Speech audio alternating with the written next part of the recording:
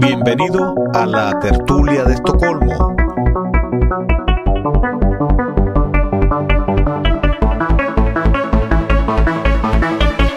Donde hablamos de lo humano y lo divino.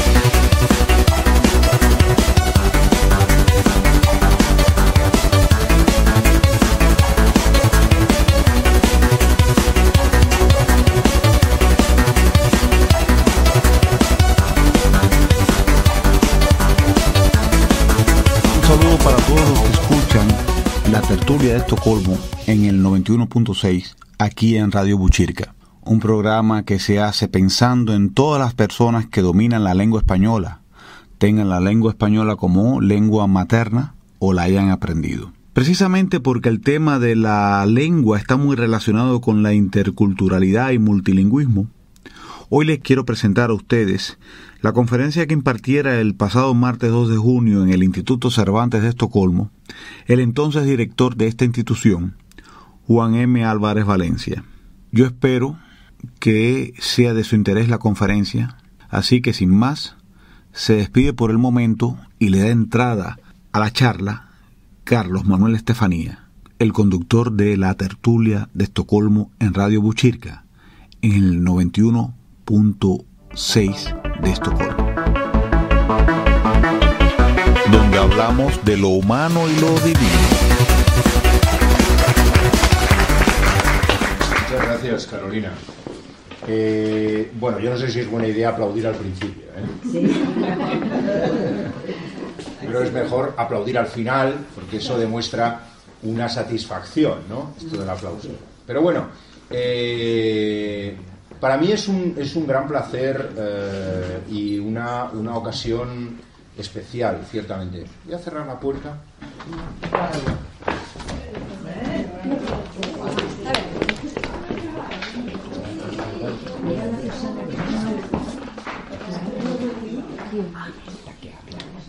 Digo que es una ocasión especial porque ciertamente desde que llegué aquí a Estocolmo hace ya casi 5 años, pues uno de los objetivos que puse en mi agenda, uno de los primeros objetivos fue trabajar intensamente con la Asociación de Profesores de Español. Creo que esto era, por así decirlo, de manual, ¿no? Si otra gente, otros compañeros míos no lo hacen, pues allá ellos y su conciencia, ¿no? Pero esto forma parte de cualquier del manual de cualquier director de un instituto Cervantes.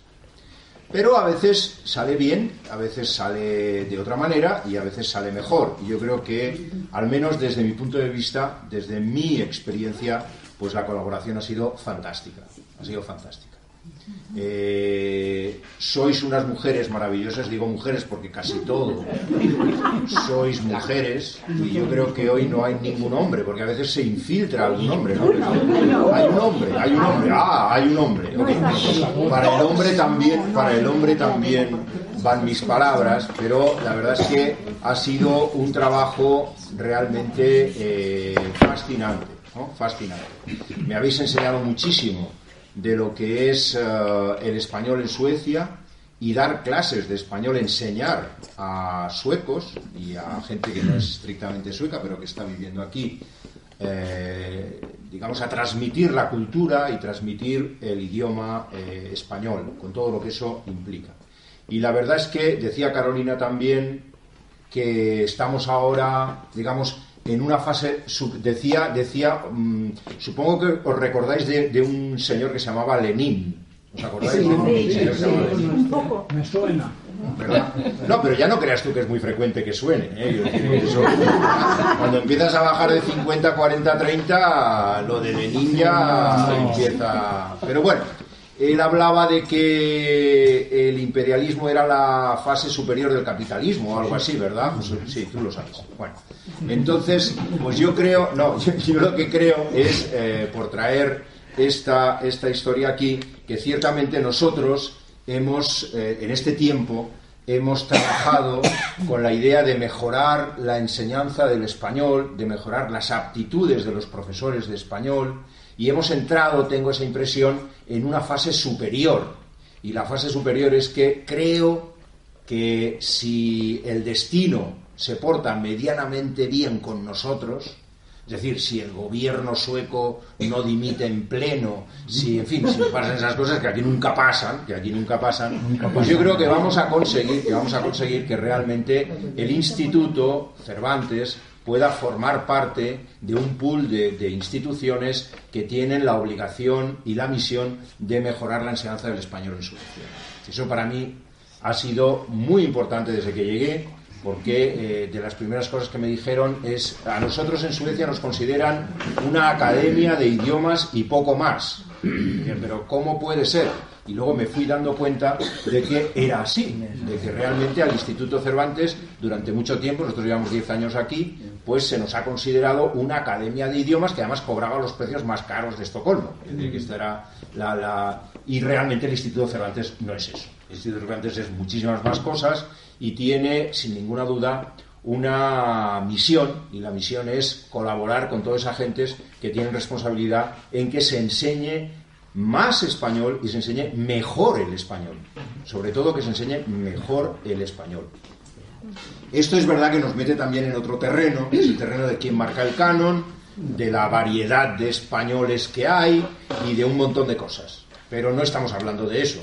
Estamos hablando fundamentalmente de aportar entre todos lo que es, por así decirlo, los recursos necesarios para que los profesores puedan considerarse y sentirse en las mejores condiciones para enseñar el mejor español.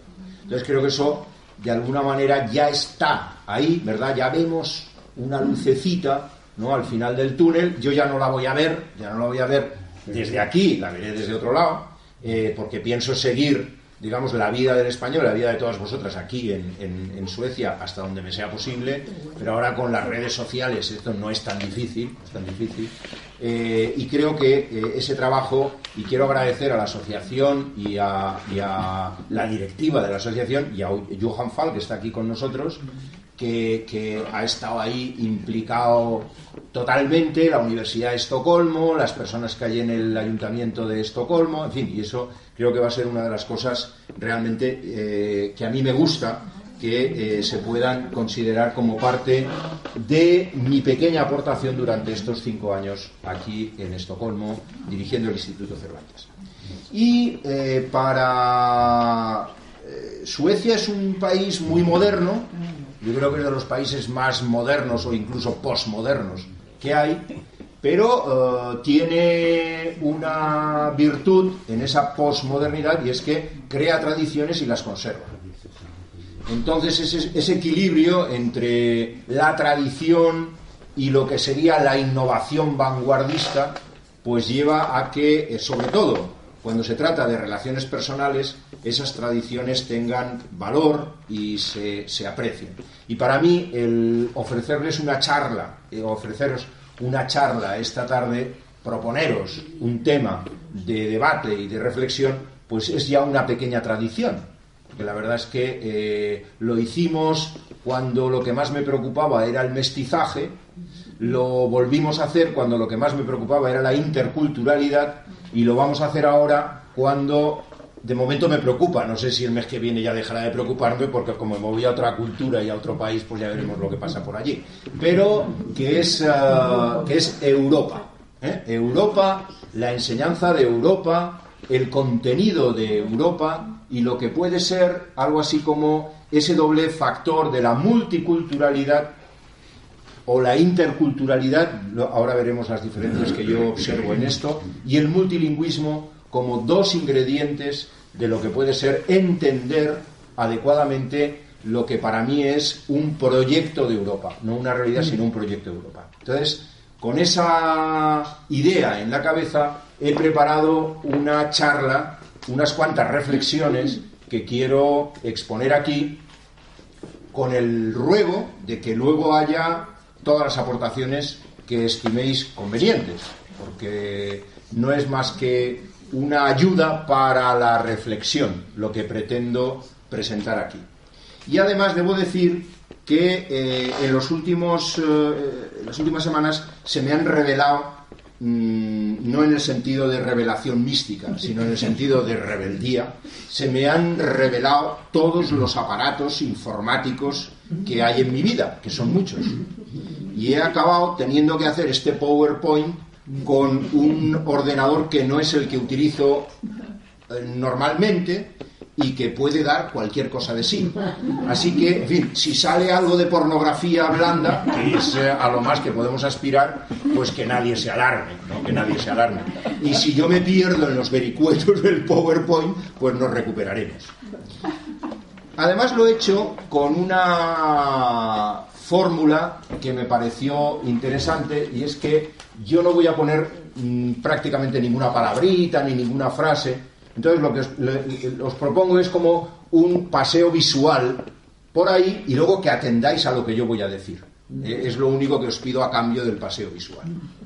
Bien, cuando hablamos de Europa, y es el objeto, por así decirlo, de esta pequeña reflexión, es cómo enseñar Europa, la Europa actual, y cómo enseñarla en un espacio educativo como aquel en el que desarrollamos una práctica todos los días. Yo sé que sois profesoras de español, lo cual quiere decir que Europa no forma parte en principio del currículum, pero me atrevo a decir que España forma parte de Europa, que Suecia forma parte de Europa, y que una parte, por así decirlo, de la identidad que como cultura española nos correspondería, ya tiene que ver mucho con esa dinámica europea, que es la que pretendo más o menos extender aquí, ¿no? Bien, entonces, el primer asunto que creo que vale la pena es que nos fijemos en que Europa no tiene, por así decirlo, la consistencia de identidad que podemos encontrar en cualquier otro objeto físico o político o geográfico. Bien, y digo esto y me diréis, bueno, pero ¿cómo que no tiene consistencia geográfica? Europa tiene consistencia geográfica. Otra cosa, vais a ver que arriba aparece plural y aparece la palabra diálogo, sin acento. Entonces, si alguien, mi querido reportero, si quieres sacarme los colores en tu reportaje, pues concéntrate cada vez que aparezca diálogo y dices, el director del Instituto de Cervantes escribe diálogo sin acento. Es que no me he enterado, no he podido encontrar la manera de hacerlo con este ordenador. Entonces me salían todo tipo de símbolos, pero el acento no lo he encontrado. Entonces, al final he decidido, bueno, pues les voy a contar esta verdad a las personas que van a estar, que son todos amigos, y me lo van a perdonar. Pero claro, ya si eso lo llevas a Facebook o tal, ya podemos estar perdidos. Pero bueno, el asunto es, Europa no tiene una realidad geográfica en el sentido de que no hay un contorno definido, o no hay, por así decirlo, una finalización de lo que es el espacio euroasiático. Ciertamente, nosotros somos una parte, o estamos en una parte del continente euroasiático, pero no tenemos un final. Es verdad que tenemos claramente una delimitación de fronteras por el mar Mediterráneo y el Atlántico, pero ciertamente esa carencia, por así decirlo, la hemos tenido. No hemos sido tampoco una unidad política a lo largo de la historia. Ha sido cambiante. Ciertamente se han querido referir a Europa como unidad varios de los, por así decirlo, grandes líderes políticos que hemos tenido, pero no ha habido una homogeneidad o unos límites perfectamente establecidos. No hemos sido una nación, no hemos sido una sociedad tampoco, no hay una sociedad europea. Hablamos, ciertamente, pero con bastante ligereza, de lo que puede ser una sociedad europea. La sociedad, así en términos generales diríamos, conocemos las sociedades aplicando lo que sería como las ideas generales, los parámetros de la sociología. Y la sociología realmente ha nacido en un momento, en el siglo XIX, en que lo que había era la nación, el Estado-nación, no esta otra unidad de la que estamos hablando de Europa. Ciertamente tenemos la Unión Europea, pero la Unión Europea no comprende toda Europa, Es un proceso que además puede llegar a convertirse en algo que desborde Europa.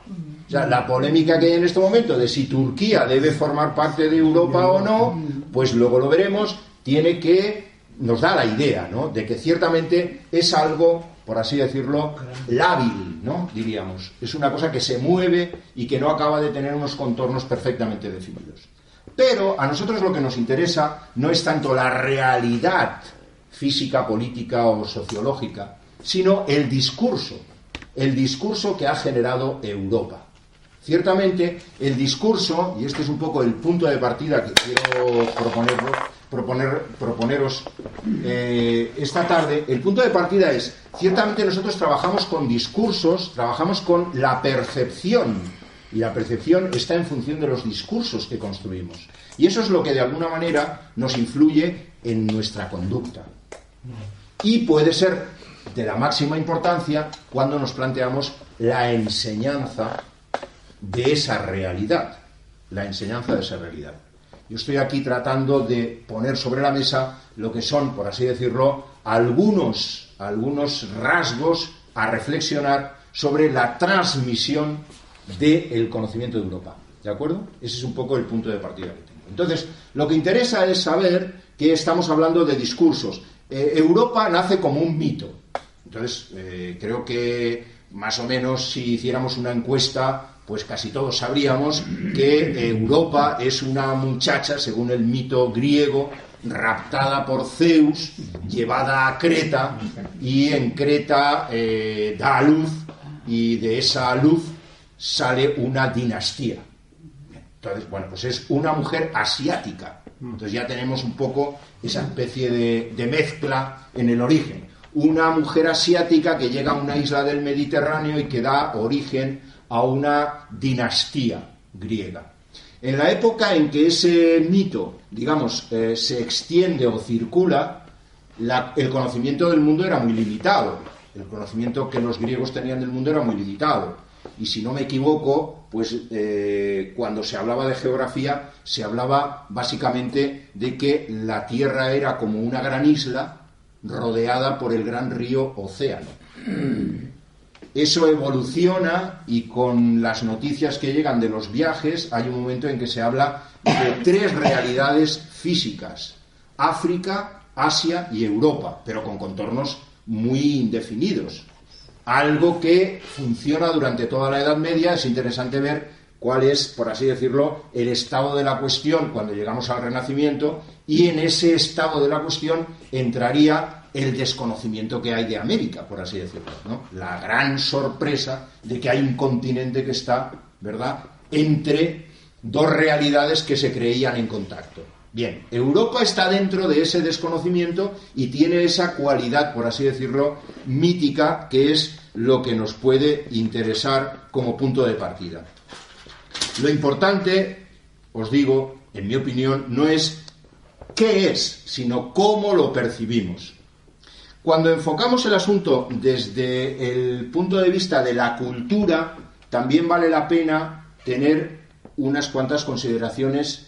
Bueno, esto sería cómo tenemos que enseñar o cómo tratamos de enseñar, siempre con esa referencia a ese gran continente donde hay... bien, hay una... ¿Saben quién es este señor? Cicerón. Bueno, lo que nos ha llevado de Cicerón, porque tampoco había Instagram en aquel momento como para... Pero está muy jovencito, sí, está muy jovencito y, en fin, parece casi un galán, ¿no? Vamos a ver.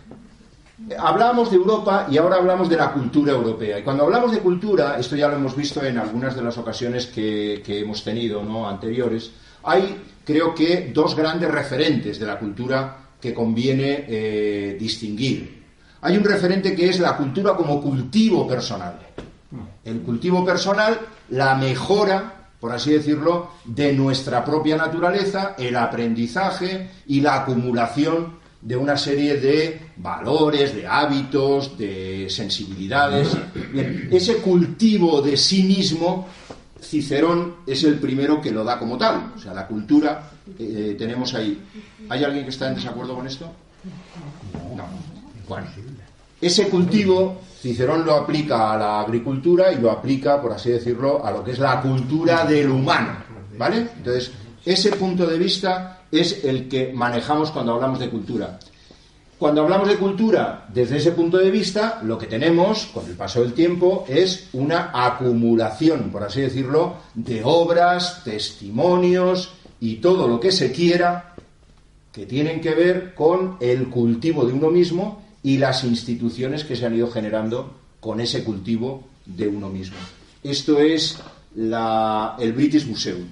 Entonces, bueno, pues el British Museum podría ser, por así decirlo, un referente de esos grandes contenedores donde hay, se supone, elementos para que nosotros, por así decirlo, conozcamos, entremos en contacto con una sabiduría pasada y cambiemos lo que es nuestra falta de cultura hacia un estadio superior. Bien, esta es otra de las cuestiones que se ven básicamente cuando se habla de cultura en los siglos XVI y XVII, pero poco a poco el concepto se va deslizando y nos vamos yendo a lo que sería la cultura como estilo de vida.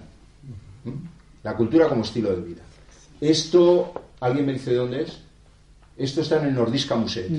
Está en el Nordiska Museet y tiene que ver con las maneras de mesa, ¿no? Bien, entonces, el Nordiska Museet ciertamente es una institución donde se supone que hay una muestra de lo que son costumbres de gastronomía, de cómo se come en Suecia o cómo se come en Escandinavia, cómo se entierra a los muertos, cómo el estilo de vida. Entonces, esa idea de la cultura es la que complementa la primera visión de un esfuerzo personal de mejora y de perfeccionamiento. Y con esto es con lo que llegamos, por así decirlo, a un fenómeno. Bueno, esto también es forma de vida, ¿no? Un niño que actúa como un hincha de fútbol y que hace ya los gestos del mayor, ¿verdad? Entonces es el proceso de aprendizaje, incluso yo diría que hasta con la expresión facial adecuada, ¿no? Es decir, tiene la boca abierta como debe ser, tiene el dedo puesto como debe ser. Entonces, bueno, pues es un estilo de vida que está mamando, como se suele decir, ¿verdad?, de sus mayores. Y esto, pues estamos exactamente igual. Aquí lo que tenemos es una ceremonia nupcial en Bali, ¿no? Con todo lo que eso supone, por así decirlo, de representación social, con una vestimenta adecuada, etcétera, etcétera, etcétera. Bueno, estamos hablando, doy estas imágenes un poco para que veamos la gran diversidad que podemos abarcar cuando hablamos de la cultura como un estilo de vida, Bien. Lo que tenemos ahora aquí es, bueno, seguimos un poco con la misma historia, el Café de Le Démago en París, gente que está comiendo, y llegamos a otra cuestión que es interesante. La cultura, en un momento determinado, fundamentalmente, yo creo que con la Revolución Francesa, vamos a ver si encuentro, aquí está un símbolo de la Revolución Francesa. Con la Revolución Francesa, la cultura encuentra unas barreras nacionales. El momento de la Revolución Francesa en Europa es seminal, es germinal, porque ciertamente es cuando la ideología del nacionalismo adquiere, por así decirlo, su legitimación. Deja de ser el monarca, el rey, deja de ser el representante o el titular de la soberanía, y la soberanía pasa al pueblo. Y el pueblo se constituye como un, por así decirlo, como un complemento, como lo que necesita el Estado. Y el Estado, que es el que da fuerza a la nación, forma a sus ciudadanos y les da una cultura nacional. Bien, esto es una de las cosas interesantes de ver. El movimiento que surge, como les digo, o como os digo, con la Revolución Francesa, que se extiende realmente como un reguero de pólvora y que domina la ideología o el enfoque que le damos a las culturas en los dos últimos siglos y cuarto. Es muy difícil que ahora nos refiramos, luego veremos que es algo que está cambiando, pero durante mucho tiempo el referente a la cultura es nacional. Mi cultura es una cultura nacional. Otra cosa es que sea una nación sin Estado, que también sucede. Es decir, una cultura como la escocesa, pues es una cultura que no tiene Estado. Una cultura como la vasca no tiene Estado. Pero son naciones, son naciones. Están en un proceso de búsqueda o no de Estado, pero son naciones. Y en ese sentido, la barrera se ha puesto ahí, no se ha puesto en otro lugar. Entonces, eso yo creo que es muy interesante. Herder y el romanticismo son, por así decirlo, el gran ideólogo de la cultura nacional. La cultura ya no es de la persona, sino del pueblo, y del pueblo nación, y el romanticismo es la legitimación de esto. Un movimiento que legitima realmente, incluso lo legitima buscando raíces en el pasado. Eso lo tenemos claro. El romanticismo, una de las cosas que hace es una nueva lectura del pasado. Y busca muchas veces un pasado reconstruyéndolo. Desde los cuentos populares hasta las ruinas, hasta lo que se quiera. Todo acaba entrando en una sucesión que nos lleva desde el origen hasta el momento actual, prácticamente sin discontinuidades. Y esto es otro de los elementos fundamentales para constituir la cultura como un referente nacional. Bien, ¿dónde encontraríamos, voy a dar muchos saltos en históricos, ¿no? Pero ¿dónde encontraríamos ahora, por así decirlo, una demostración de lo que es ese conjunto de la cultura como patrimonio nacional y de la cultura como estilo de vida, forma de relación? ¿Sabéis qué es esto? Esto es la ceremonia inaugural de los Juegos Olímpicos de Londres. Entonces, los Juegos Olímpicos de Londres pasan por ser la ceremonia original, ¿eh? La del 92 en Barcelona fue extraordinaria, lo recordaréis. La de Beijing también ha sido fantástica. Pero la de Londres pasa por ser el mejor compendio de lo que es mostrar la cultura de un país en este momento. ¿La vimos? De los que estamos aquí. ¿En qué año era? Esto fue en el 2012. Sí, fue en el 2012. Y fue realmente apabullante en el sentido de que se nos mostró, por así decirlo, todo lo que son tópicos de Reino Unido, de Gran Bretaña, y todo lo que son glorias de Gran Bretaña, hecho con, por así decirlo, el enfoque de gran espectáculo que es como se dan ahora las cosas. No se dan de otra manera. Pero bueno, esto, digamos, es algo interesante para ver cómo ha ido forjándose esa idea de la cultura como estilo de vida, la cultura como cultivo personal y la cultura con un, por así decirlo, contexto nacional. Si pasamos a otro de los ingredientes de ese discurso de la cultura europea, porque nos podríamos preguntar, ¿y con ese discurso nacional dónde queda Europa? Bueno, Europa ciertamente, por hacer un pequeño recuerdo, pues queda en el siglo XIX como una dinámica continua de pugna entre el imperialismo y, por así decirlo, la desconsideración de las colonias. Y en el siglo XX queda como el mayor desastre de la historia. Como el mayor desastre de la historia. Porque en Europa hemos tenido dos masacres absolutamente increíbles. Absolutamente increíbles. La de la Segunda Guerra Mundial es una cosa que todavía pone los pelos de punta. Todavía pone los pelos de punta. De manera que, claro, ¿todo esto tiene que ver con el nacionalismo? Yo no diría eso. Yo no diría eso. Pero todo esto tiene que ver con la historia de las naciones europeas en el siglo XIX y en el siglo XX. O sea que son las dos cosas que debemos tener en consideración, creo. Y unos límites culturales que ciertamente se han, por así decirlo, desbordado. Unos límites culturales que se han desbordado. Cuando empieza la reconstrucción de Europa, o cuando empieza el proyecto de la Europa actual, después de la Segunda Guerra Mundial, lo que encontramos es algo así como un pánico por lo que ha sucedido y un intento de construir las cosas sobre otro punto de partida. Eso es lo que tenemos. Aquí aparecen estos señores que diríamos son como ejecutivos, ¿no? Podrían ser ejecutivos, que están levantando la bandera de Maastricht, ¿no? La bandera de Maastricht. Entonces, ¿por qué ponemos unos ejecutivos levantando la bandera de Maastricht? Bueno, pues estamos poniendo esto porque ciertamente, si vemos el discurso, y estamos hablando de discursos, de la Europa actual, de la Unión Europea, lo que encontramos es un, por así decirlo, enorme déficit cultural. Se habla también del déficit democrático, pero hay que hablar también de un déficit cultural. O sea, la Unión Europea se construye básicamente como un gran mercado, con todo lo que eso conlleva, y luego, en este momento, digamos, de alzar la bandera, como un discurso jurídico-político, pero con escaso contenido propio desde el punto de vista de la cultura, por dificultades que hay, sin ninguna duda, pero es importante que eso se tenga ahí presente.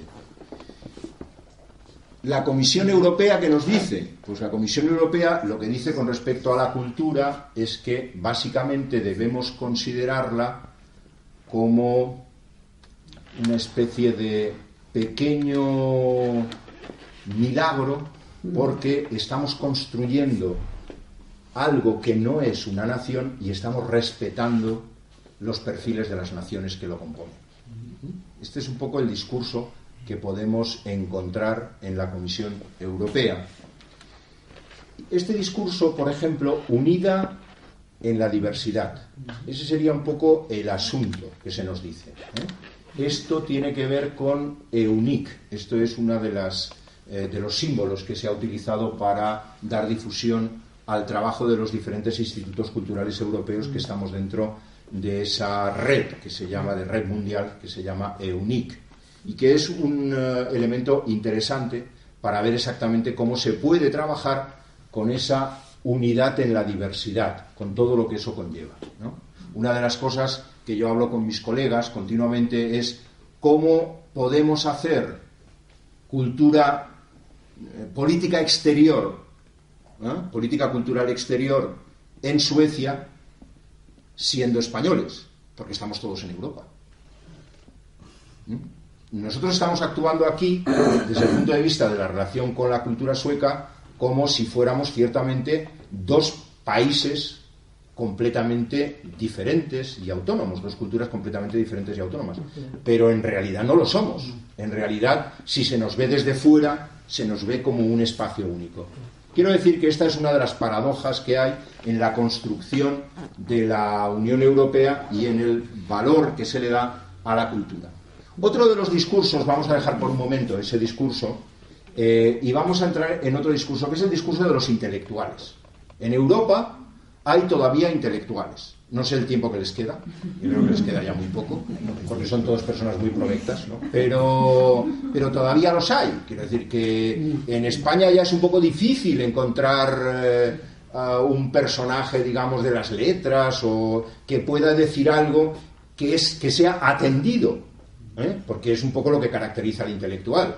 Ciertamente que haga un determinado discurso, pero que ese discurso sea escuchado, porque si no lo escucha nadie, pues en fin, eso no es intelectualidad, eso es autismo, es decir, que son dos cosas completamente diferentes, ¿no? Entonces, es cierto que para lo que es la discusión de Europa y de la cultura europea, todavía tenemos una generación de intelectuales. No les voy a decir si me pueden dar el nombre de este señor.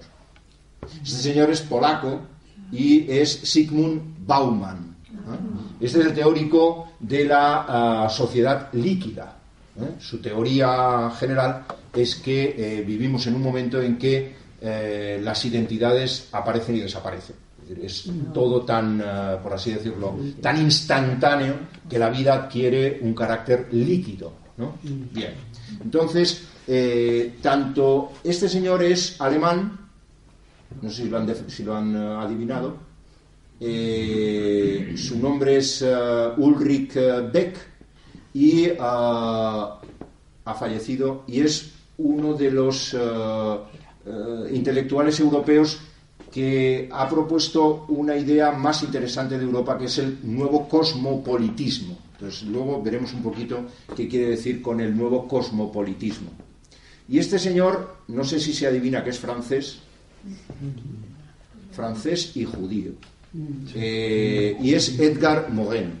Edgar Morin, que es un señor que debe tener 91 o 92 años y sigue tan fresco como una rosa. Sigue escribiendo, viajando, y es uno de los intelectuales europeos que más tempranamente pensó Europa, por así decirlo, en sus nuevas coordenadas y que ha hecho aportaciones más interesantes. Pues yo diría, cometiendo muchas injusticias con estos tres y con alguno más, que es una generación de intelectuales que siguen, por así decirlo, pensando mayormente en esa Europa de después de la Segunda Guerra Mundial, donde lo que hay son culturas nacionales, estilos de vida diferentes, idiomas distintos, donde hay es diversidad. Lo que hay en Europa fundamentalmente es diversidad. Y que esa diversidad debe buscar, por así decirlo, una plataforma donde encontrarse sin desaparecer. Bien, este sería un poco el espíritu que creo que, cometiendo muchas injusticias, porque cada uno de ellos tiene su punto de vista más particular, podríamos dar como... Y es algo que es, por así decirlo, muy seguido, ¿no? Estamos acostumbrados a hablar de Europa o de la cultura europea como esa diversidad que se respeta. Bien, ese es el tercer elemento, el segundo elemento del discurso. Y luego hay otro discurso que es terrible, que es el discurso de los políticos. El discurso de los políticos, que ya no necesito decir quién es. Ya todos lo conocen. Cuando llegamos a los políticos ya prácticamente la cosa mediática ya está resuelta.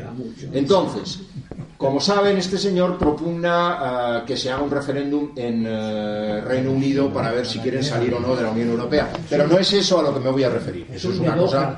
Es un dedócrata. Es un dedócrata, sí. Claro, es que tiene dedos de pianista, diría yo, ¿eh? Bueno, en fin. Bien, lo que es interesante es que este señor lleva ya un tiempo, probablemente para quitarle bazas, según dicen los analistas, para quitarle bazas a ese partido más antieuropeísta que hay en Gran Bretaña, proponiendo cosas como que se limite urgente y drásticamente la inmigración o el acceso a derechos sociales de los inmigrantes, particularmente de los polacos, que parece que es lo que más fastidia, porque hay como 1 millón de polacos que en un momento determinado se fueron de Polonia a Reino Unido, y a este señor le parece que es como una piedra en el zapato, ¿no? Entonces, bueno, pues este es un discurso que encontramos en la política en un líder, por así decirlo, del centro derecha. Vamos a quedarnos ahí, ¿no? Bien. Merkel, que está en ese mismo espectro, no tiene un discurso tan agresivo con la inmigración. No lo tiene, es verdad. Porque los necesita. Cierto, porque los necesita. Pero es interesante que Merkel, casi en simultáneo con Cameron, hace 2 años, dijo que el multiculturalismo había fracasado en Europa. El multiculturalismo había fracasado en Europa. Bien, entonces eso es una cosa que, siendo una líder que ciertamente no tiene posiciones xenófobas ni de rechazo de la inmigración, también entra en ese discurso. Y si nos vamos a otro dedócrata, la verdad es que les gusta lo del dedo, ¿eh? Les gusta lo del dedo. Sarkozy, como saben, llegó a crear, cuando gobernó, un ministerio de la identidad nacional francesa, de la identidad republicana, o sea, que hacía casi análisis de sangre. O sea, era una cosa así de tremenda, este es el otro discurso que nos llega desde la política, y de este señor no voy a decir nada porque mi estatus diplomático me lo impide, pero yo creo que no hace falta que digamos nada, porque lo estamos viviendo aquí. Bien, entonces todo esto es el otro discurso tremendo que nos llega con respecto a la cultura y al diálogo cultural. Es otro de los discursos que nos llega. Y hay una cuarta dimensión, hay un discurso, por así decirlo, que está por hacer, que yo no me atrevo a hacer, y que creo que es algo que se tiene que hacer con una reflexión más colectiva, ¿no? Y es, por así decirlo, el conjunto de prácticas sociales en las que estamos metidos y que ciertamente le están cambiando la faz a lo que es la cultura y la relación entre culturas y entre pueblos, por así decirlo. Entonces, vamos a empezar por lo peor, no por el avión. Vamos a empezar por lo peor. Y lo peor es, dentro de la globalización, yo diría que hay como 3 factores importantes. Uno que es la globalización, otro que es el establecimiento de diásporas, que es extraordinariamente importante. Y otro que es una fuerza que yo veo irreprimible hacia la coproducción y la co-creación cultural. Esas son las 3 cosas que yo veo en esas prácticas sociales que no tienen discurso o que yo no me atrevo a sacar el discurso. Entonces, la globalización, ciertamente, aquí hay una, por así decirlo, la parte positiva, aunque un poco incómoda cuando se viaja en turista, de la globalización. Y es que vamos de un lado para otro continuamente, los contactos son, por así decirlo, lo más fácil del mundo, y quién no tiene experiencia de viajar en todos los sentidos.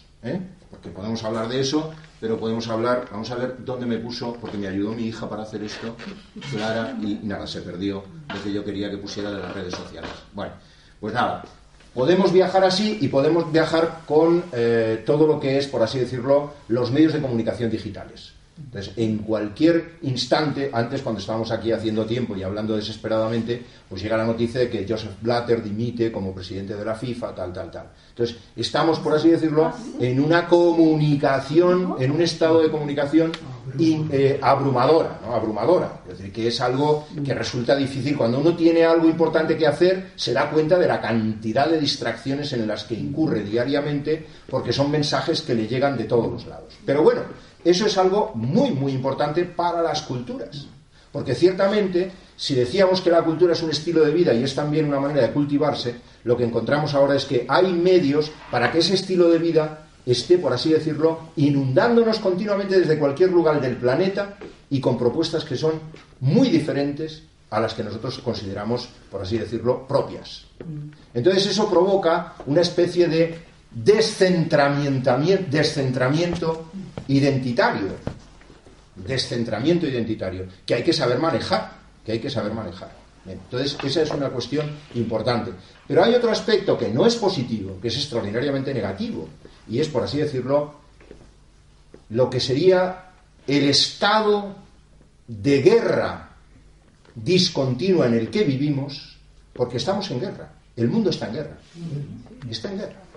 Yo lamento decirlo delante de mi mujer, luego se lo dirá a mis hijas, y eso yo no se lo quería decir todavía a mis hijas, pero es verdad, estamos en guerra. Y la cultura o la identidad forma parte del arsenal que se utiliza para esa guerra. No quiero decir con esto que el islamismo esté en guerra con Europa, para nada. Pero en el discurso que recibimos, el Islam le está haciendo la guerra a Europa. En el discurso que recibimos. Eso es así. Eso es así. Y eso provoca mucha reacción entre gente que puede ser bien intencionada, pero que no tiene capacidad de crítica ni de juicio para distinguir una cosa de la otra. Y que luego es mal utilizado o utilizado interesadamente por, digamos, esas instancias a las que yo me estaba refiriendo.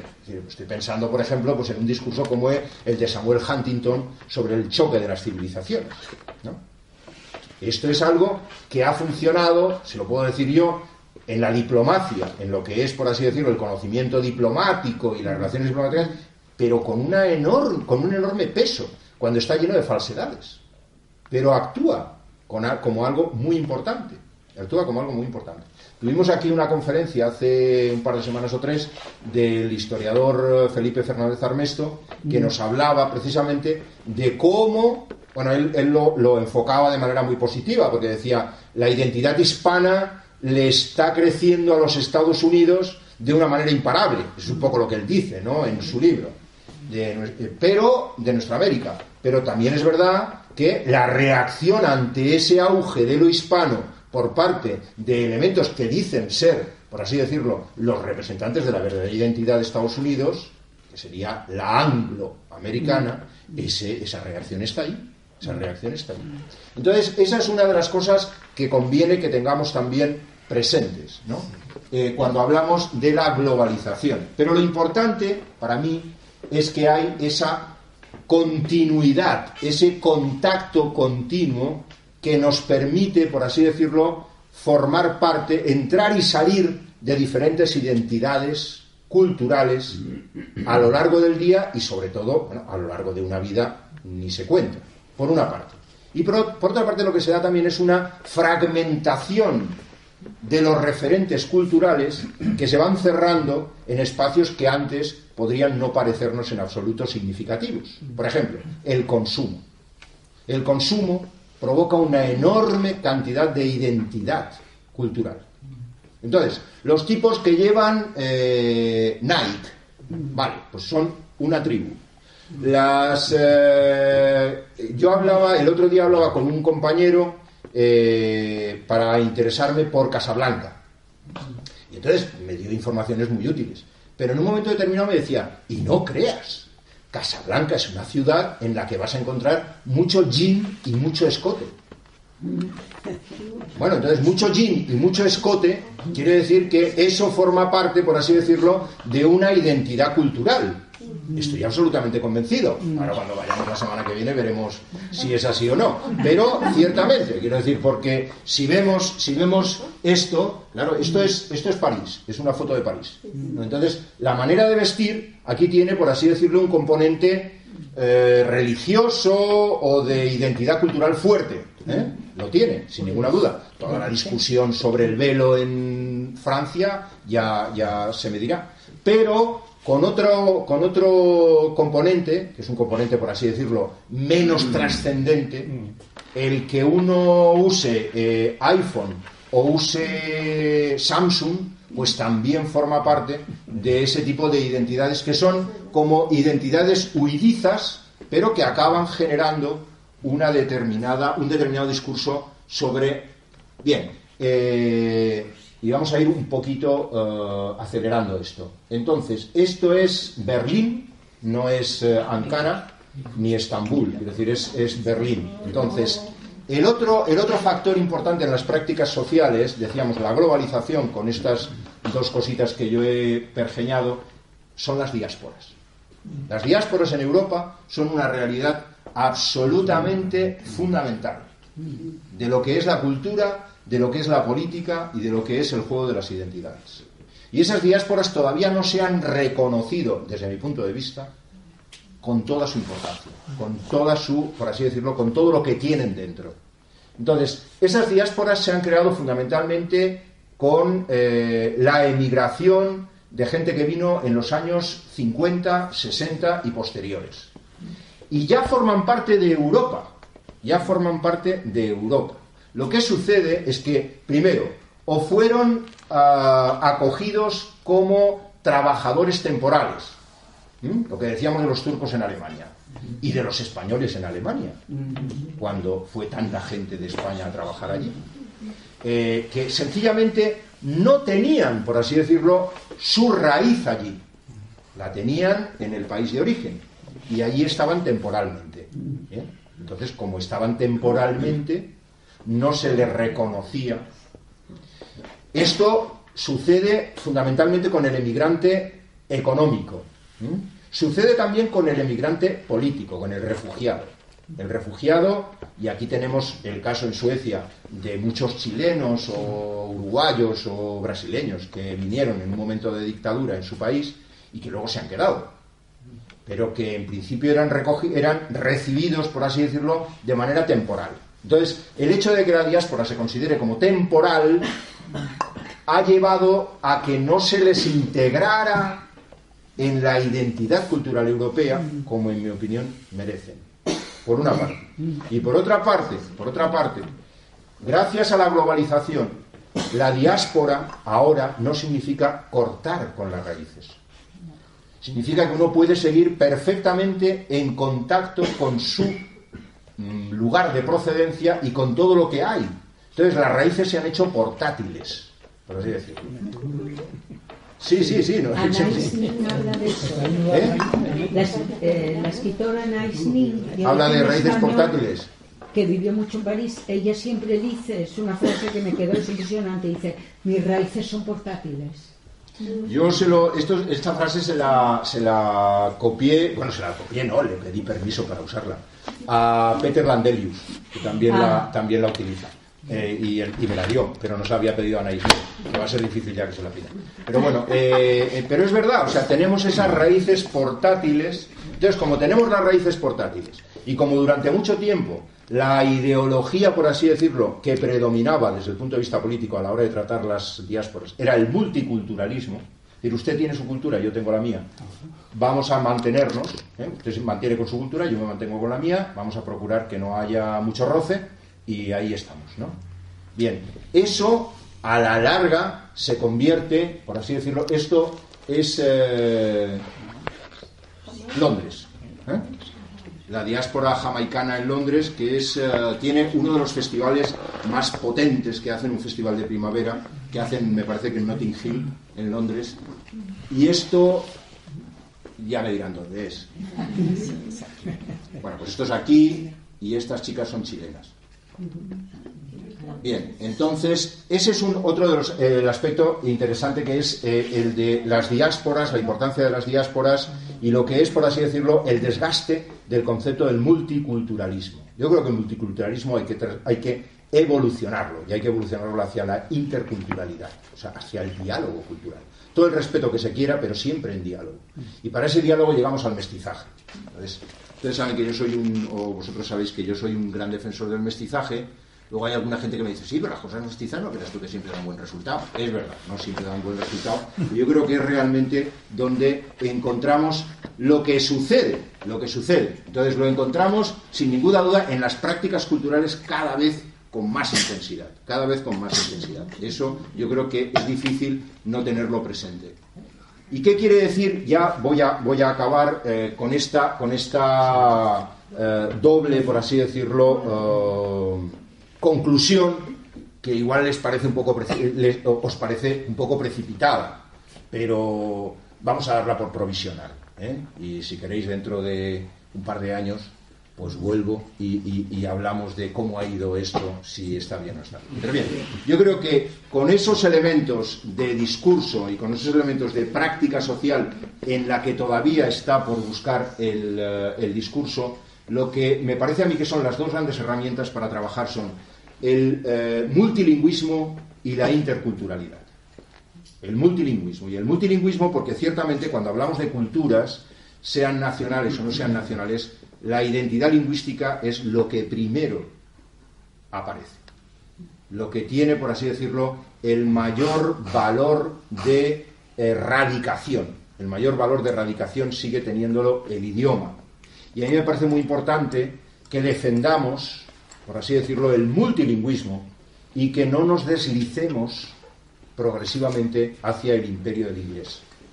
Y no estoy haciendo aquí que mis colegas ingleses no se pongan... no quiero hacer una guerra del español contra el inglés. No.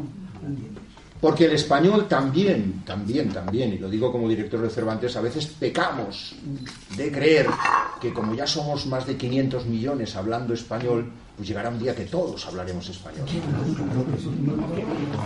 Bueno, pues hablemoslo como segunda o tercera lengua, quiero decir, pero no como lengua única. Lo que quiero decir es que es importante que haya una sensibilidad hacia el multilingüismo.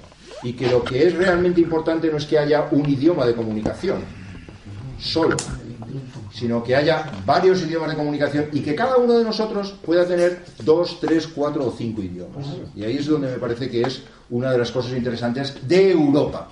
O sea, porque ahí sí que creo que hay una diversidad en el caudal de la identidad cultural europea que hay que preservar y hay que trabajar con él. Y la otra historia, como os digo, pues yo creo que es la interculturalidad. Entonces, la interculturalidad, pues sería fantástico que al final, ciertamente, pudiéramos hacer un diálogo sin tener el prurito de que al final tú eres el otro. Hablamos y lo que tú quieras, pero tú eres el otro. Tú eres distinto a mí. Entonces yo, digamos, temporalmente o por juego puedo adoptar cosas tuyas, pero son tuyas, no son mías. Entonces yo creo que en el juego del otro y el uno, en el juego de lo mío y lo tuyo, es donde se tiene que establecer un diálogo. Y ahí la escuela es fundamental, es absolutamente fundamental, porque es uno de los pilares de la socialización de los niños y de las niñas.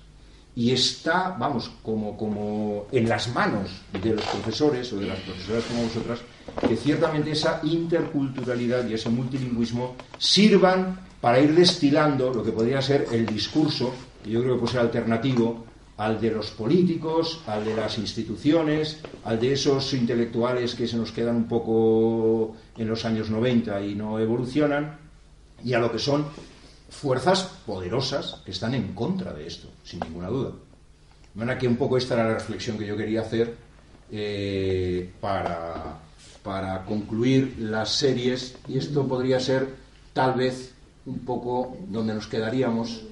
Se supone que eso es la tierra que está ahí como manchando esas manos que están unidas, que parecen un ouroboros o un yin y yang, que son símbolos occidental y oriental de la unidad. Y bueno, pues este es el fin. Gracias y nos vemos en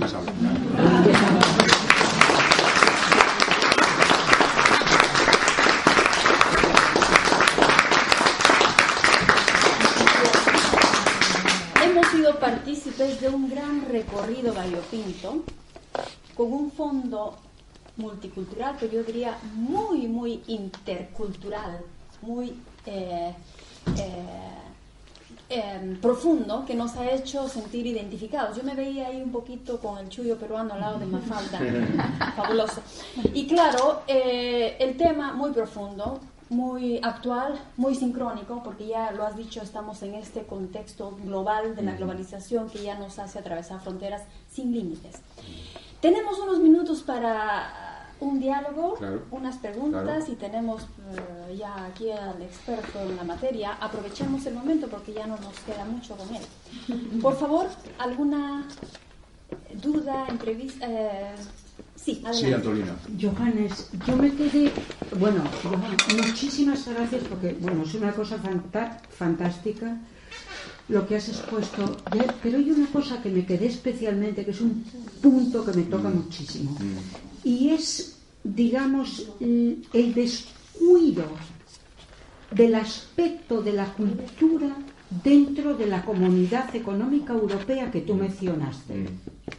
Mira, no hace mucho tiempo, el mes pasado, fue el Día de la Cultura en Europa. El 9 de... El Día de Europa. El Día de Europa. 9 de mayo. Perdón, el Día de Europa. De Europa, sí. Y entonces yo, pensando que se iba a hacer algo, bueno, empecé a preguntar a todo el mundo. Y no oía que nadie iba a hacer nada. Entonces me metí en internet para ver qué era lo que se iba a hacer. Y nada. La Casa de Europa, que está aquí en el centro, en Reyes-Bisgatan, yo me dirigí a ellos dando una propuesta. Ellos dijeron, es muy interesante. Yo sabía que era el tiempo muy corto y además ellos solamente tenían como desde las 8 hasta las 3 de la tarde, digamos, de conferencias sobre distintos temas. Sí. Pero nada, digamos, de la cultura. Entonces yo les di una propuesta. Ay, es muy interesante, pero esto está programado desde enero.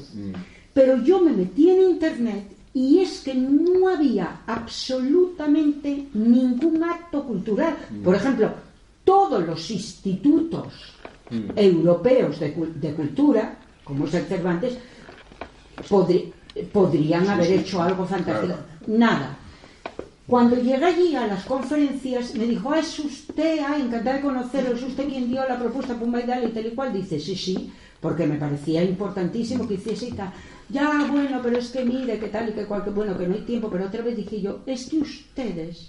Dice, es que hace años, yo me acuerdo que en Kulturhuse se hizo una gran cosa y no entiendo por qué no se hace en todos los sitios para que se cree una conciencia filosófica en el individuo, en el ciudadano, de que somos parte de un todo que es Europa. Y entonces él me dijo, eso que se hizo en la Casa de la Cultura lo costeamos nosotros. Es decir, no fue una cosa que había surgido espontáneamente de uno de los estados de la Comunidad Económica Europea, que era lo que yo creía que era, sino que ellos puntualmente, y ahora no lo hicieron más. Pero yo creo que ese aspecto para todos los institutos de cultura es fundamental. Lo mismo que se hizo la Noche de la Cultura, bueno, pues que los institutos de cultura hagan el Día de Europa y vamos todos rodando. Bueno, es una idea para el próximo dirigente.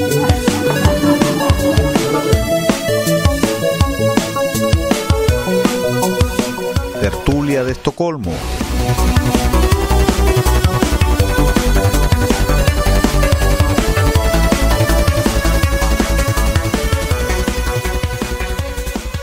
Donde hablamos de lo humano y lo divino.